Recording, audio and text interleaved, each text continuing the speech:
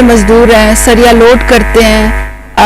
15,000 روپے ان کو ملتے ہیں, جس میں 8,000 روپے وہ اپنے گھر کا کرایہ دیتے ہیں.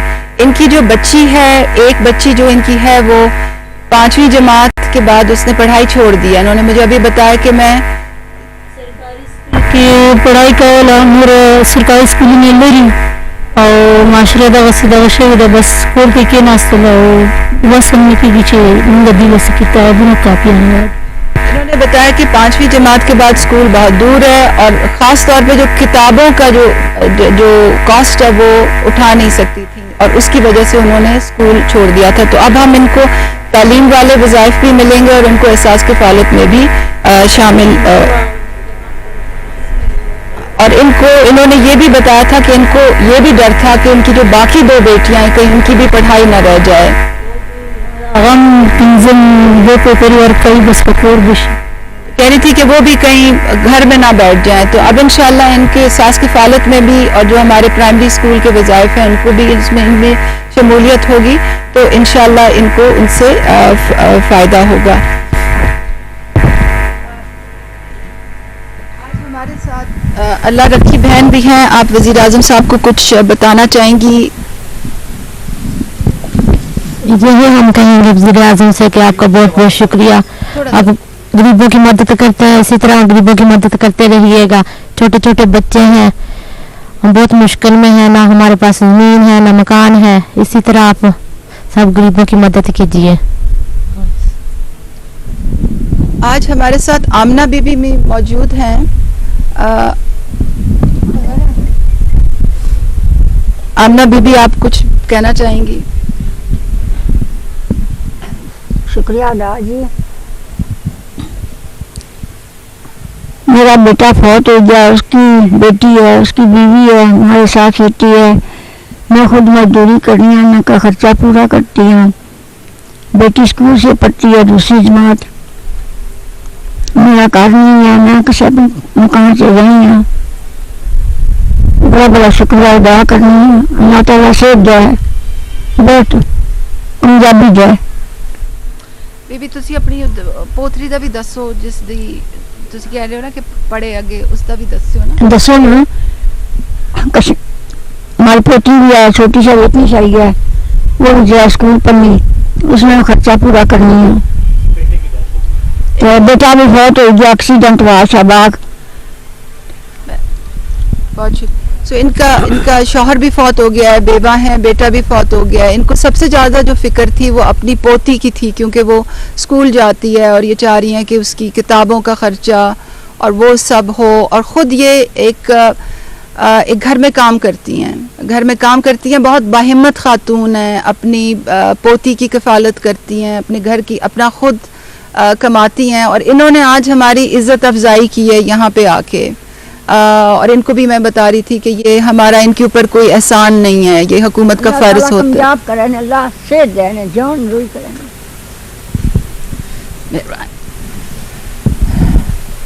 وزیر اعظم صاحب اگر آپ کسی سے کچھ بات کرنا چاہیں تو.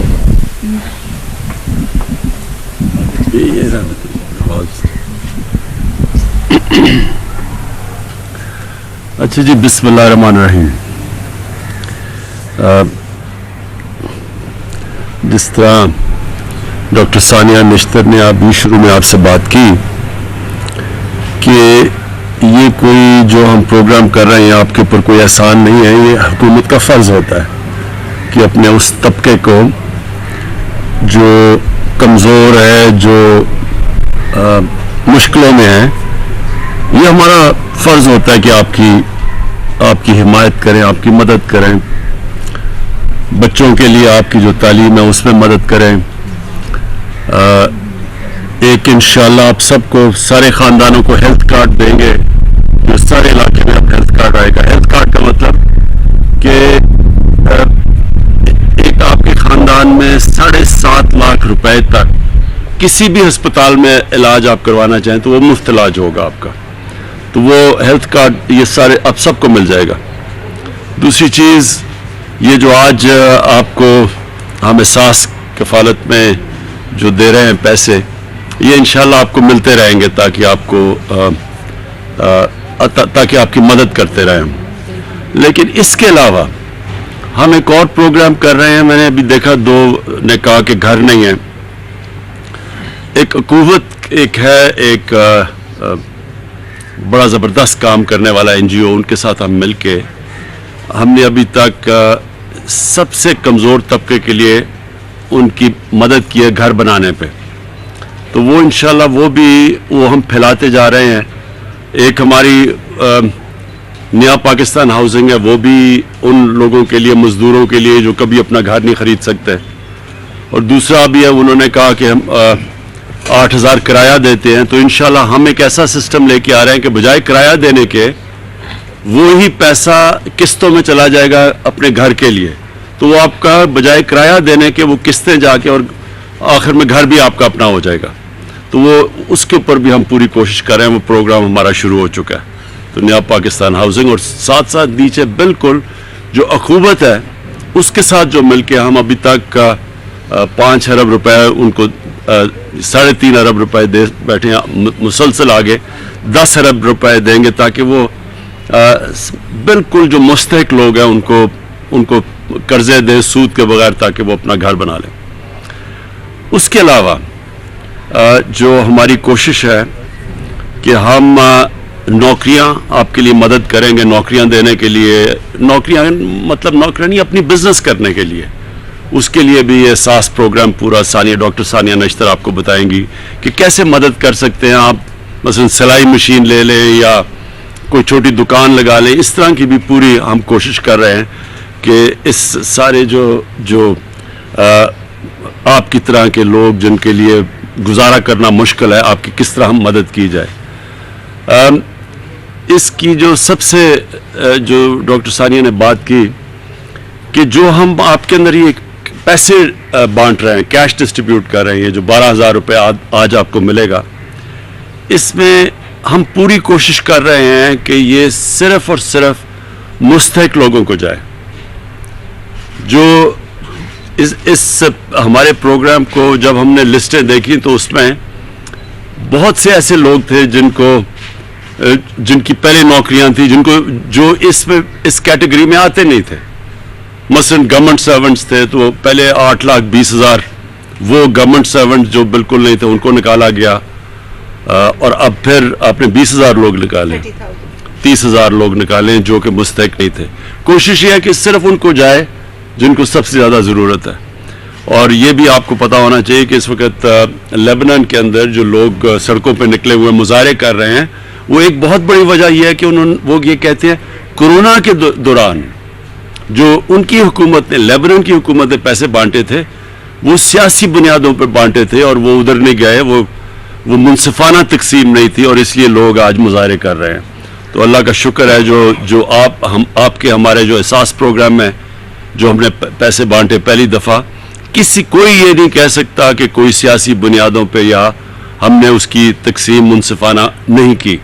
تو یہ بہت بڑا کریڈٹ ہے آپ کی ساری ٹیم کو. ثانیہ جو احساس کی ساری ٹیم ہے, یہ بہت بڑا کریڈٹ جاتا ہے کہ کہیں سے بھی آواز نہیں آئی کہ